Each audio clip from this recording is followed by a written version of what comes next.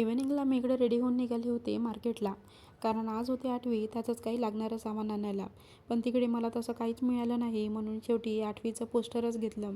आणखी पण दिवाळीला लागणाऱ्या भरपूरशा काही वस्तू आल्या होत्या मार्केटला आणि या डेकोरेटिव्ह दिव्यांमध्ये पण खूप सुंदर सुंदर शेप्स होते तिथे. घरी येऊन आधी 8वीला बनणारी आंबील बनवायला घेतली. त्यासाठी मी ज्वारी आधीच सकाळी भिजू घातली होती. ती एका मिक्सरच्या भांड्यात टाकून त्यामध्ये 2 मिरच्या घालून दळून घेतली आणि दही पण घोटून घेतलं होतं.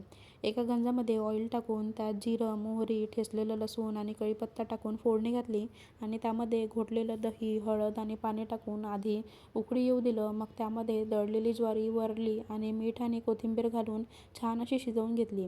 8वीला सूर्यचंद्राची पण पूजा करतात, त्यासाठी सूर्य, चंद्र, वेणी, फणे, जोडवे हे पण बनवून घेतले होते. बाकी पण स्वयंपाक बनवून घेतला आणि आधी देवाला नैवेद्य लावून घेतला. त्यानंतर 8वीची पूजा करायला घेतली.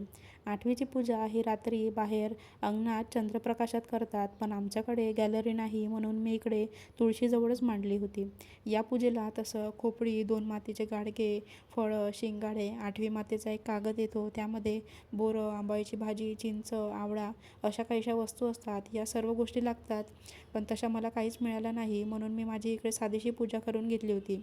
मी 8वीचं पोस्टर ठेवून त्यासमोर आंबील, विळा, नारळ, चंद्र, सूर्य, वेणी, फणे, जोडवे, बताशाचा प्रसाद ठेवून छान अशी पूजा करून आरती करून घेतली आणि गोडसा आशीर्वाद घेऊन घेतला. आणि अशी होती आमची 8वीची पूजा. भेटूया नेक्स्ट ब्लॉगमध्ये. Okay, bye.